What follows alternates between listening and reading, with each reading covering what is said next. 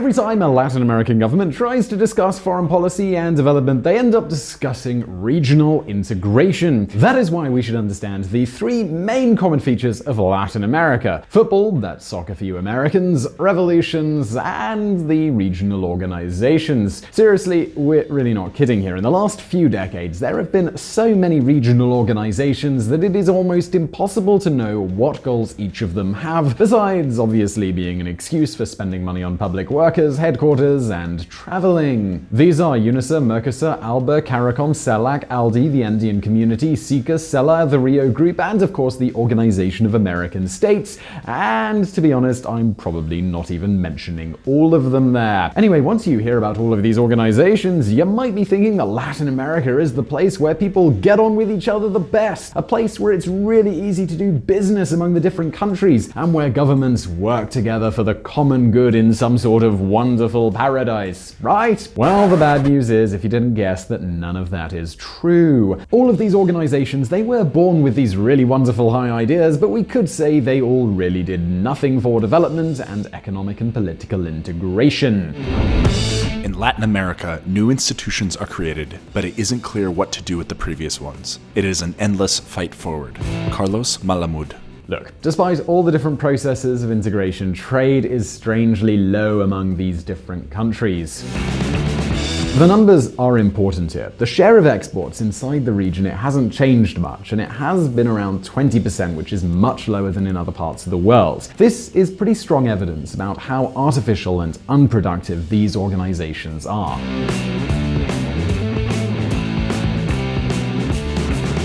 We will see the details of this case, though the word disappointment or failure would probably better describe MERCOSUR. But I can already tell you that it is very possible that this lack of real integration is the origin of some of the most important problems that the region is facing. The Eternal Promise.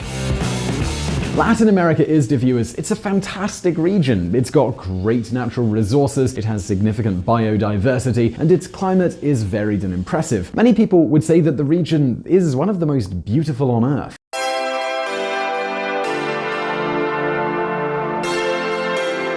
However, economically speaking, things are not looking so great. Despite all of these magnificent resources and its great potential, the region has been left behind in terms of economic growth. Let's compare, for example, the current richest country in Latin America, and that would be Chile. So I think most people would agree here that Chile's done a pretty good job in the last few decades, right? Well, despite that apparent progress, just have a look at this chart.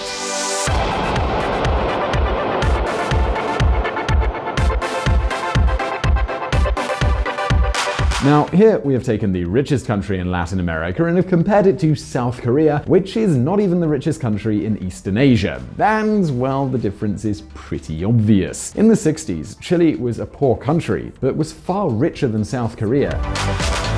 Today, well, things they're rather different.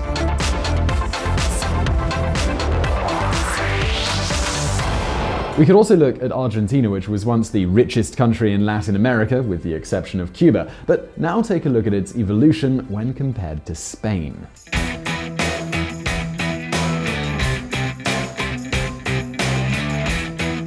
Well, one of the causes for this lower growth might precisely be the low trade integration and the excess protectionism and bureaucracy that the region has always suffered from. I mean, there are loads of agreements, there are tons of committees and forums and all of that stuff, but when the rubber hits the road, there's really nothing there. But do hold on for just 1 second, because a few years ago, a new integration project, it was put into place. And this one is actually completely different to the rest. Not only is it the first project with real success in the region, but it might also change the destiny of Latin America forever.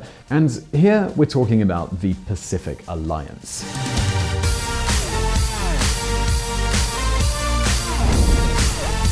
The Pacific Alliance.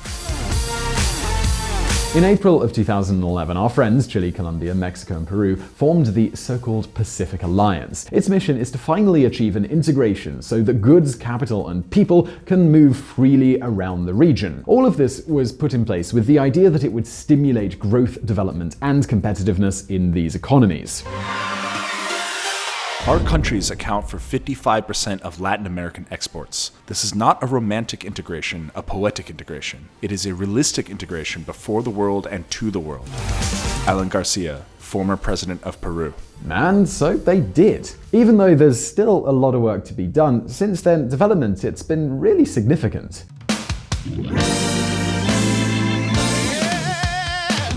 In only 6 years, these 4 countries have removed 92% of custom tariffs, and they've set a deadline to remove all of the rest as well. Along with this, they've simplified the bureaucracy of customs and administration, especially when it comes to rules about the origin of goods. This was previously a significant burden on the region.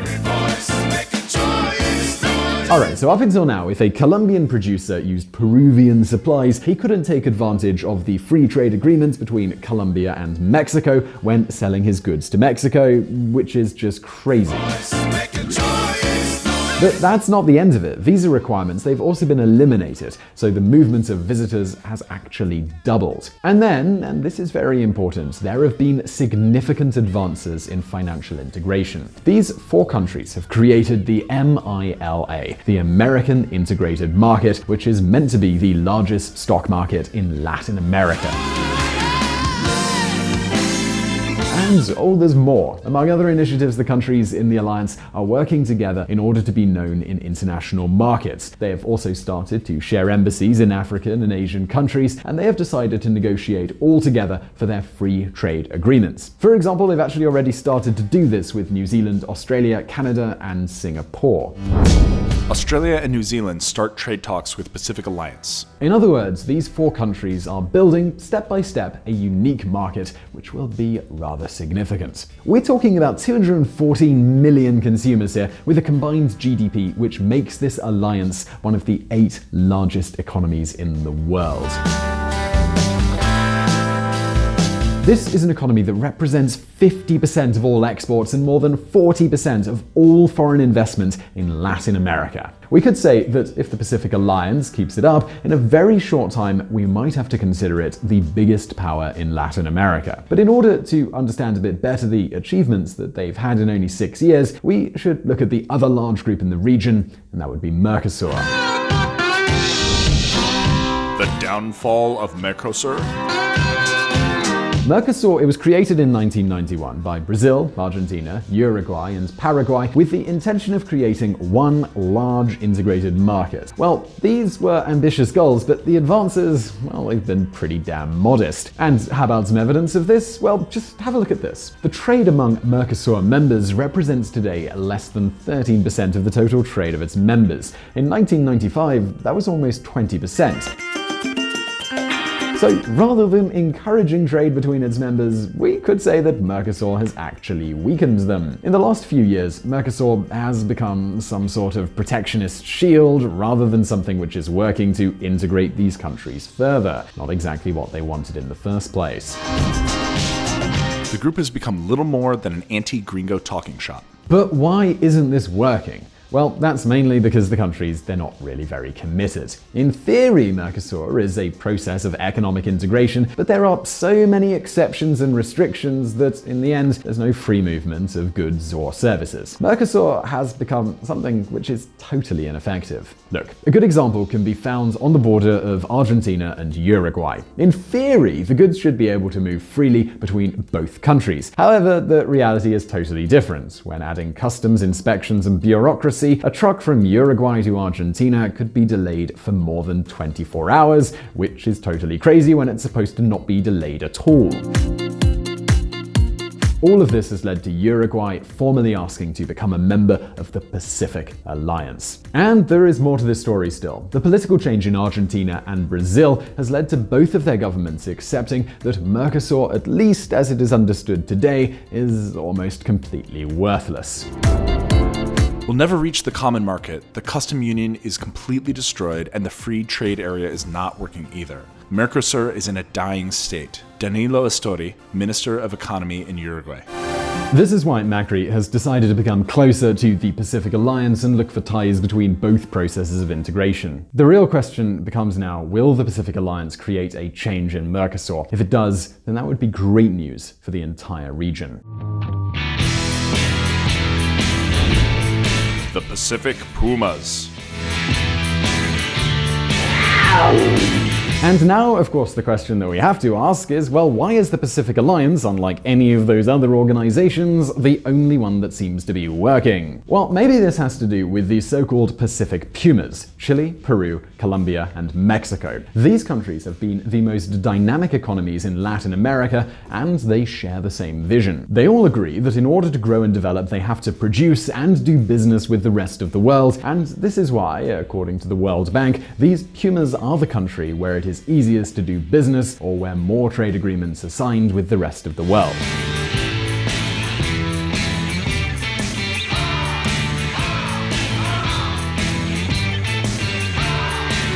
Anyway, the Pacific Alliance represents one of the best opportunities for Latin America to be in a position to become the talk of the town. It wouldn't even be too much of a stretch to say that we could be witnessing the birth of a great economic power. But now it's your turn. Do you think Latin America has to bet on these processes of integration? Well, leave us your opinion in the comments below, as well as in this quick poll. Also, don't forget to subscribe to our channel for brand new videos every Monday and every Thursday. Also, do not forget to check out our friends at the Reconsider Media podcast. They provided the vocals in this episode that are not mine.